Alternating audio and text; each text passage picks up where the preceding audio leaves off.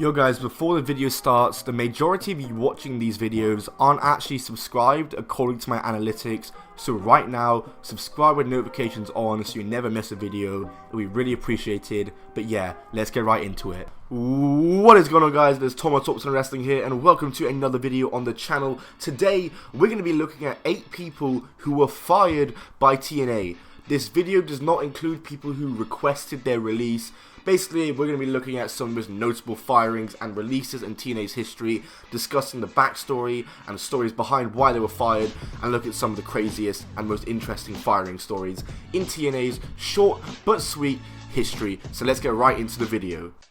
Coming in at number 8, we have MVP.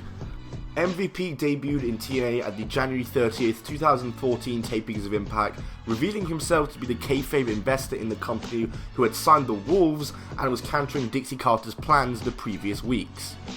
He captained his team of wrestlers to defeat Dixie's team of wrestlers at Lockdown 2014, where his team won the match and MVP was given kayfabe control of the company. Eventually, MVP would turn heel and just become a regular wrestler on TNA, challenging for the world title a few times, and being unsuccessful sadly. MVP would also form his own stable called the Beatdown Clan, with members such as Kenny King, Lashley, Samoa Joe and Homicide all at one point being a part of it.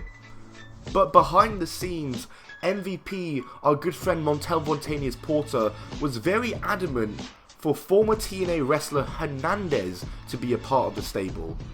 Hernandez would sign back with TNA and join the Beatdown Clan, with all the material for it being taped on Impact. However, this would lead to legal troubles for TNA. You see, at the time, Hernandez was signed with Lucha Underground, but reportedly he told TNA, get this, he told TNA that he was a free agent. So by Hernandez appearing on Impact, he was breaching his Lucha Underground contract.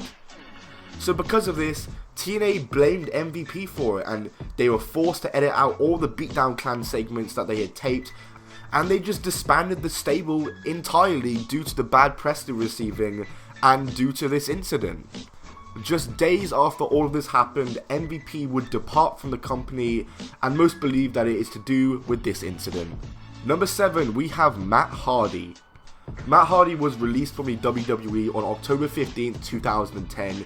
He was floating around the roster and was released after posting YouTube videos stating his disinterest in working for the company anymore.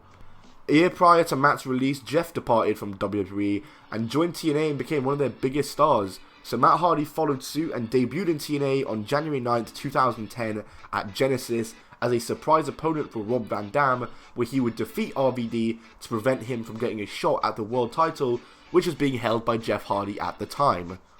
And from there, Matt Hardy would have some very high profile matches and some high profile feuds. He continued his feud with Rob Van Dam, wrestled Sting for the world title in a losing effort, and he had a feud with Bobby Roode and James Storm, aka Beer Money, where him and a mystery partner were granted a shot at Beer Money's TNA World Tag titles. Beer Money in the storyline wanted to face the Hardy Boys.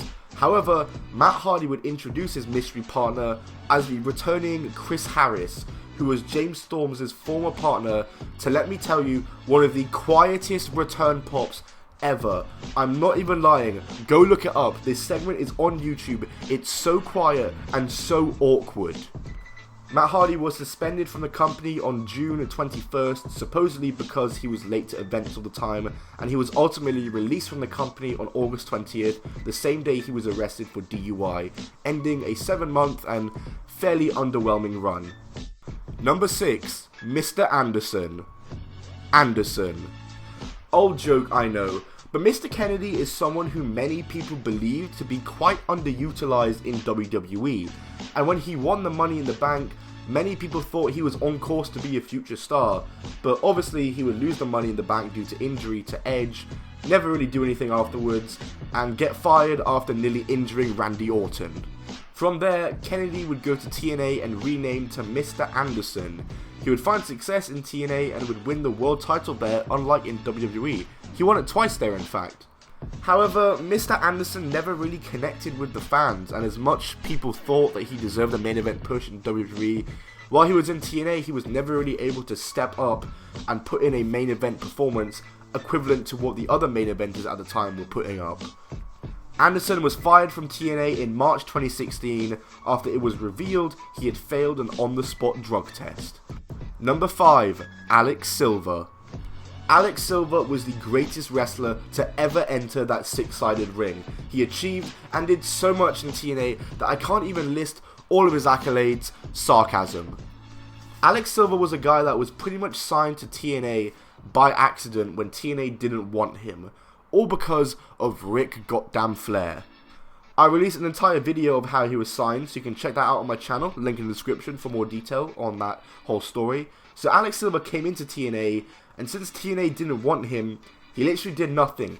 He wrestled in OVW, their developmental territory, for about a year, had 3 matches on the main TNA roster, losing all of them, and was removed from the roster page just only a year after he was signed. So pretty much, TNA signed him, kept him around for a year before firing him, rather than just firing him immediately to not be rude. Number 4, we have Bubba the Love Sponge. Oh god, I have to say this name again. Bubba the Love Sponge was only in TNA for 3 months before getting fired, but by god what an event for 3 months it was, and by god was it 3 months too long. But yeah, like I said, he had a very eventful 3 months. He had his nose legitimately broken by Mick Foley in a backstage angle, he got beaten up by Awesome Kong, and spent 3 months in a company that realistically he shouldn't have been hired for in the first place. Bubba the Love Sponge's beef with Awesome Kong stemmed from comments he made about the Haiti earthquake, and after he was beaten up by Kong, and he was taken off TV due to the PR and bad press that TNA were receiving due to his comments, Kong would leave the company after requesting her release, and he would return to TV on March, only to be fired 1 month later after he and Kong had a verbal confrontation on the Cowhead show, and Bubba said some very not safe for work and unmonetizable things that I can't repeat for the sake of ads on this video. For more detail about Kong and Bubba's beef, I made a video on that too, so check that out, link in the description. And speaking of Awesome Kong, number 3 is Awesome Kong. Like I just said previously, Awesome Kong left TNA in 2010 after requesting her release following her backstage altercation with Bubba the Love Sponge, but she would return to the company on January 7th, 2015. She debuted as a monster heel and would feud with the likes of Jessica Havoc, and she would feud with Taryn Terrell for the TNA Knockouts Championship. Kong turned face on the May 1st, 2015 episode of Impact when she allied herself with Gail Kim to feud with the Dollhouse stable, and she even competed in the World Title Series and could have won the TNA World Title. The next year, however, on January 5th, 2016, we saw Kong turn heel once again and become the new leader of the Dollhouse. Kong had a new angle to be a part of and was set to feud with Gail Kim. However, just a month later, on February 5th, Kong was released from her contract, kinda out of nowhere. But the reason being, and the reason that is widely reported, is that she had a backstage altercation with Rebby Hardy, Matt Hardy's wife. Kong has never wrestled for TNA or Impact since, and would take a 3-year hiatus from wrestling following her release, but she would make her return to wrestling when she debuted for AEW at their Double or Nothing pay-per-view this year. Number 2 is Alberto Del Rio. Alberto Del Rio was signed to TNA during that horrible GFW merger, and their aim was to push him as the face of the company and have him carry the world title, and it did not go to plan. He was given the world title, but was stripped of the title shortly after and suspended soon after because of a real-life domestic incident involving his then-girlfriend at the time, Paige. From there, he luckily never won the title again and wasn't pushed as their top star, thank God, but ultimately Del Rio would continue to be unreliable for the company, and he was fired from TNA in 2018 after failing to show up to the Lucha Underground vs Impact show. Crazy how far Impact and Lucha Underground's relationship had come, you know? From TNA accidentally using a guy who was in contract with Lucha Underground, to them doing shows together. Now that's character development. That's more character development than any of the cruiserweights in WWE have received.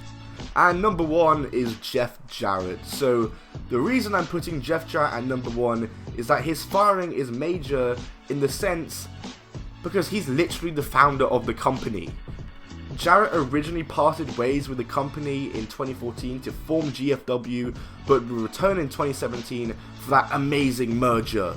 But the merger was very short-lived, and Jarrett would take an indefinite leave of absence on September 5th due to personal problems in real life after he entered a rehabilitation facility.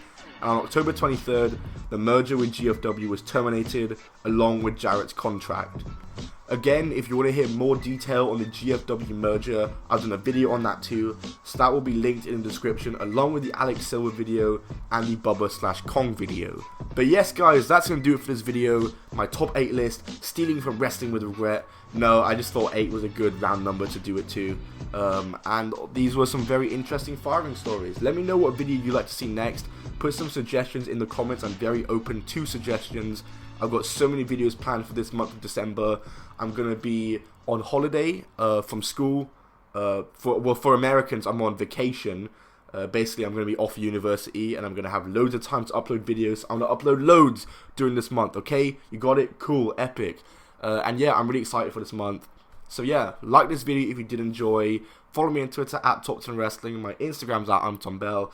Check out my Patreon, patreon.com/Top10Wrestling. See you all soon.